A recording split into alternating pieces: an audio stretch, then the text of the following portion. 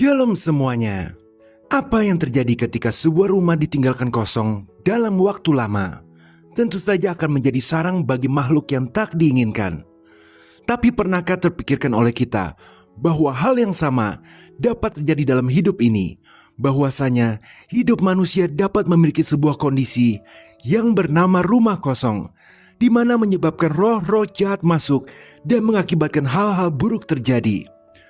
Kebenaran ini dapat kita ketahui dari memahami perumpamaan yang pernah Yesus berikan kepada orang Farisi, yakni perumpamaan tentang rumah kosong, di mana meskipun disampaikan singkat, tapi ternyata perumpamaan tersebut mengandung kebenaran hidup yang sangat menakutkan.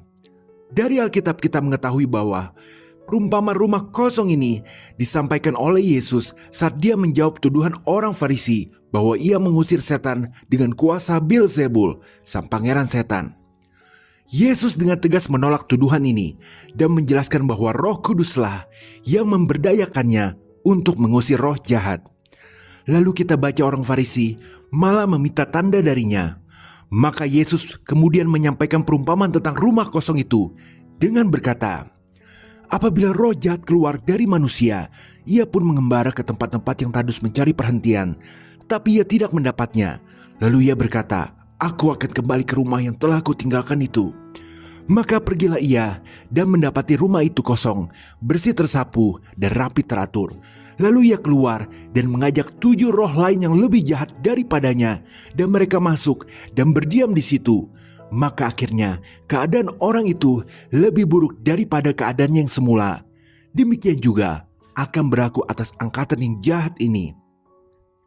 Perumpamaan yang Yesus sampaikan kepada orang Farisi ini sangat penting karena telah memberikan kita jawaban tentang alasan dibalik merosotnya kehidupan seorang Kristen yang dulu baik menjadi jahat, yang dulu jarang ada masalah, sekarang tertimpa banyak masalah, dan lain-lain.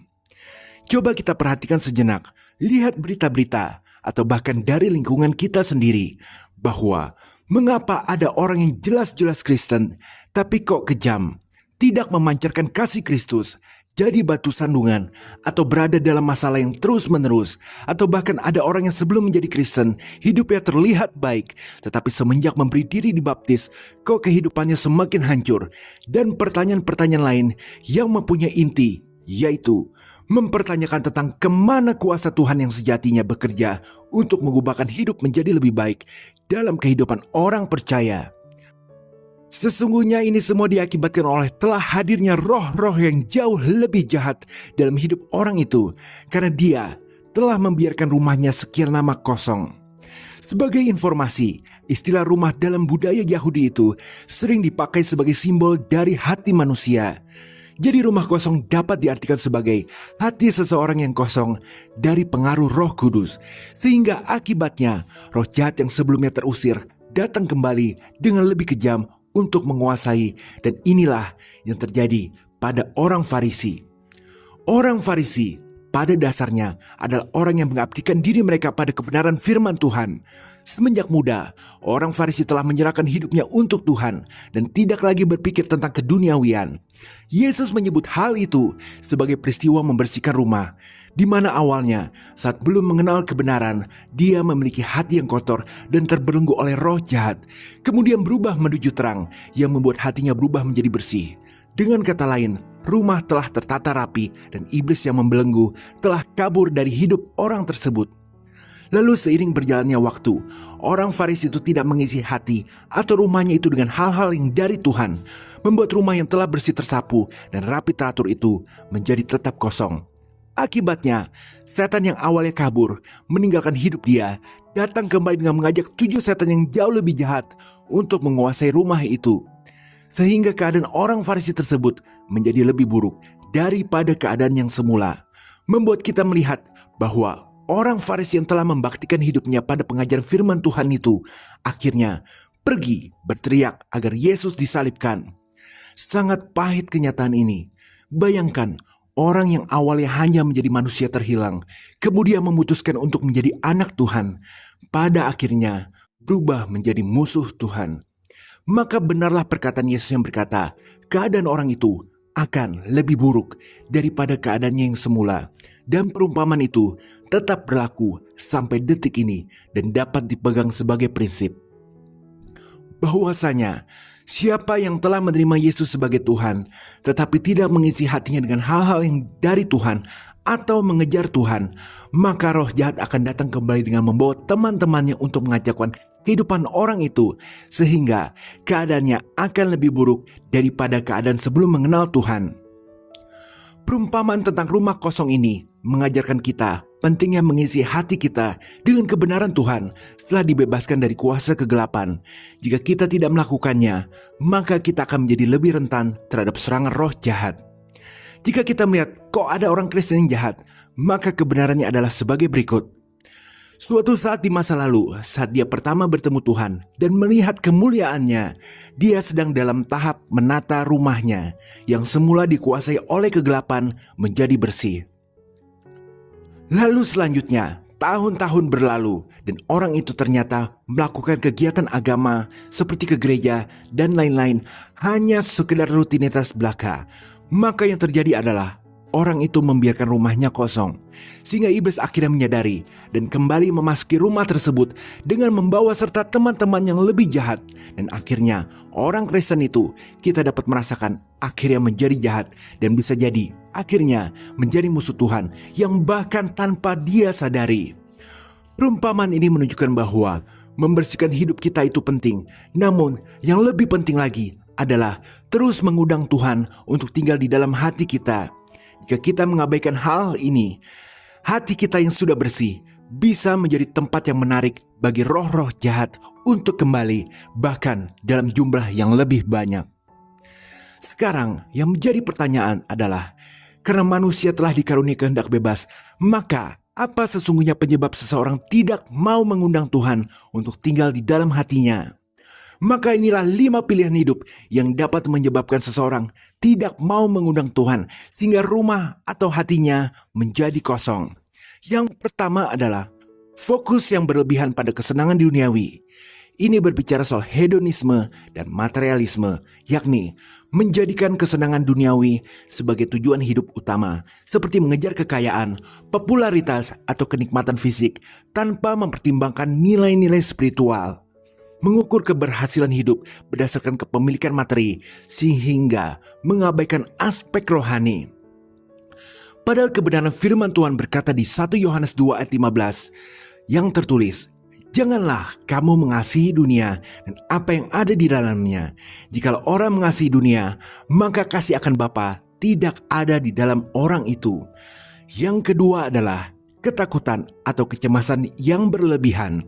Ini berbicara tentang perasaan tidak aman atau kurang percaya pada Tuhan, yakni terlalu fokus pada hal-hal yang dapat mengancam atau menyakiti, sehingga tidak dapat merasakan kedamaian yang berasal dari Tuhan. Lalu merasa tidak mampu mengatasi masalah sendiri, tetapi tidak mencari kekuatan dari Tuhan. Padahal firman Tuhan berkata di Yohanes 14 ayat 1, "Janganlah gelisah hatimu, percayalah kepada Allah, percayalah juga kepadaku." Yang ketiga adalah kebencian atau dendam. Ini berbicara tentang memendam amarah atau keinginan untuk menghukum orang lain. Karena membawa beban kebencian dan dendam akan merusak hati dan membuat seseorang sulit untuk merasakan kasih Allah. Membuat kita jadi memiliki sikap menghakimi dan tidak mau memaafkan orang lain. Padahal firman Tuhan berkata di Efesus 4 ayat 26, "Apabila kamu menjadi marah, janganlah kamu berbuat dosa. Janganlah matahari terbenam sebelum padam amarahmu." Yang keempat adalah kesombongan. Ini berbicara tentang merasa lebih unggul dan suka untuk mengakui kesalahan, yakni sikap memandang diri sendiri lebih baik daripada orang lain dan meremehkan orang lain, lalu suka menolak untuk belajar dari kesalahan dan memperbaiki diri. Roma 12 ayat 3 tertulis, "Berdasarkan kasih karunia yang dianugerahkan kepadaku, aku berkata kepada setiap orang di antara kamu, janganlah kamu memikirkan hal-hal yang lebih tinggi daripada yang patut kamu pikirkan, tetapi hendaklah kamu berpikir begitu rupa, sehingga kamu menguasai diri menurut ukuran iman yang dikaruniakan Allah kepada kamu masing-masing." Yang kelima adalah egoisme. Ini berbicara tentang sikap tidak memperdulikan sesama atau egois, yang artinya hanya memikirkan kepentingan diri sendiri dan tidak peduli dengan penderitaan orang lain, serta enggan berbagi berkat dengan orang lain. Padahal firman Tuhan berkata di Matius 7 ayat 12, segala sesuatu yang kamu kehendaki supaya orang perbuat kepadamu, perbuatlah demikian juga kepada mereka. Itulah isi seluruh hukum Taurat dan kitab para nabi. Jadi inilah 5 pilihan hidup yang dapat mengakibatkan rumah menjadi kosong. Perhatikanlah, orang-orang yang mengganggu pikiran Anda, khususnya orang yang Anda tahu Kristen, pastilah mereka telah memiliki satu atau lebih dari pilihan hidup itu. Ingatlah, serangan roh-roh jahat yang datang kembali dapat menyebabkan kehampaan, kegelisahan, masalah, dan merusak hubungan, bahkan kesehatan. Sekarang yang paling penting adalah mengetahui tentang apa sih yang sebenarnya harus kita lakukan agar rumah tidak kosong. Maka inilah 5 pilihan hidup yang harus terus kita lakukan agar rumah kita tidak kosong, melainkan menjadi bait suci Tuhan di mana Roh Kudus senantiasa hadir. Yang pertama adalah doa. Doa adalah percakapan pribadi kita dengan Tuhan. Melalui doa, kita mengungkapkan syukur, meminta pertolongan, dan mendalami hubungan kita dengannya. Doa yang tulus dan terus-menerus akan membuat kita semakin dekat dengan Tuhan. Seperti firman Tuhan yang berkata di Filipi 4 ayat 6. Janganlah hendaknya kamu khawatir tentang apapun juga, tetapi nyatakanlah dalam segala hal keinginanmu kepada Allah, dalam doa dan permohonan dengan ucapan syukur. Yang kedua adalah mempelajari firman Tuhan. Alkitab adalah firman Allah yang tertulis. Dengan membacanya, merenungkannya, dan menerapkannya dalam kehidupan, kita akan semakin mengenal karakter Allah dan kehendaknya. Kalau bisa, bergabunglah dalam kelompok belajar Alkitab atau Bible Study yang semakin dapat kita temukan versi online yang melalui Zoom itu. Karena dapat memberikan kesempatan untuk mendiskusikan dan memperdalam pemahaman kita tentang firman Tuhan. Seperti yang dikatakan oleh firman Tuhan di 2 Timotius 3 ayat 16. Segala tulisan yang diilhamkan Allah memang bermanfaat untuk mengajar, untuk menyatakan kesalahan, untuk memperbaiki kelakuan, dan untuk mendidik orang dalam kebenaran. Yang ketiga adalah pujian dan penyembahan. Melalui pujian dan penyembahan, kita menyatakan kasih dan kekaguman kita kepada Allah. Ini juga merupakan cara untuk mendekatkan hati kita kepadanya. Bisa melalui ibadah bersama, juga di mana bersama-sama menyediakan waktu yang khusus untuk memuji dan menyembah Allah. Seperti yang dikatakan firman Tuhan di Ibrani 10 ayat 25. Janganlah kita menjauhkan diri dari pertemuan-pertemuan ibadah kita, seperti dibiasakan oleh beberapa orang. Tetapi marilah kita saling menasihati dan semakin giat melakukannya menjelang hari Tuhan yang mendekat. Yang keempat adalah melayani sesama. Melayani sesama adalah salah satu cara untuk menunjukkan kasih Allah kepada orang lain dan untuk mengalami sukacita yang sejati. Melalui pelayanan, kita dapat menemukan tujuan hidup yang lebih besar dari diri kita sendiri. Seperti yang dikatakan firman Tuhan di Galatia 6 ayat 10. Karena itu, selama masih ada kesempatan bagi kita, marilah kita berbuat baik kepada semua orang. Tetapi terutama kepada kawan-kawan kita yang seiman. Yang kelima adalah berkontemplasi atau merenungi diri sendiri. Ini berbicara tentang memahami diri sendiri agar bisa lebih dekat dengan Tuhan. Melalui renungan pribadi, kita dapat memahami diri kita lebih baik dan menemukan area-area dalam hidup yang perlu diperbaiki. Maka luangkan waktu untuk merenungkan firman Tuhan dan mengaitkannya dengan pengalaman hidup kita. Seperti yang dikatakan firman Tuhan di 1 Korintus 8 ayat 3. Tetapi orang yang mengasihi Allah, ia dikenal oleh Allah. Ini artinya, jika kita mengasihi Tuhan, maka Tuhan yang lebih kenal diri kita daripada kita mengenal diri sendiri akan membukakan kita indera keenam guna menangkap hikmat untuk bisa mengetahui arah yang benar atau mengambil keputusan yang benar dalam perjalanan hidup kita. Jika kita melaksanakan kelima pilihan hidup ini, maka dipastikan rumah kita tidak akan kosong, sehingga yang terjadi adalah hidup kita akan mengalami kebahagiaan karena hubungan yang erat dengan Tuhan dapat membawa kedamaian dan sukacita yang sejati. Tuhan juga akan memberikan kita tujuan hidup yang jelas. Tuhan juga akan memberikan kita kekuatan untuk menghadapi segala tantangan hidup, membuat kita keluar sebagai pemenang, dan yang paling penting, Tuhan akan melindungi kita dari kejahatan dan bahaya. Tetapi bukankah orang Farisi juga melakukan kelima hal ini? Tetapi mengapa rumah mereka tetap kosong? Jawabnya adalah karena mereka diam-diam melakukan satu atau lebih dari kelima pilihan hidup yang bisa mengosongkan rumah itu. Maka kelima pilihan hidup yang dapat mengosongkan rumah itu jangan sampai kita perbuat. Karena jika terlalu lama kita perbuat, maka roh-roh yang kejam itu akan datang dan membuat hidup kita menderita melebihi keadaan sebelum mengenal Tuhan. Sebagai penutup, satu kebenaran penting yang harus kita ingat selalu adalah kita harus selalu mengasihi diri kita sendiri agar kita dapat mengasihi orang lain. Karena Tuhan terlebih dahulu sudah mengasihi kita. Ini artinya, jangan sekali-sekali menganggap ikut Tuhan artinya tidak boleh lagi menikmati hidup. Seperti tidak boleh nonton film, tidak boleh rekreasi, tidak boleh melakukan hobi, tidak boleh makan makanan enak, dan hal-hal menyenangkan lainnya. Ingat selalu, 6 hari Tuhan bekerja, 1 hari Tuhan beristirahat. Bahkan faktanya, Tuhanlah yang menciptakan hari Minggu itu yang merupakan tanggal merah.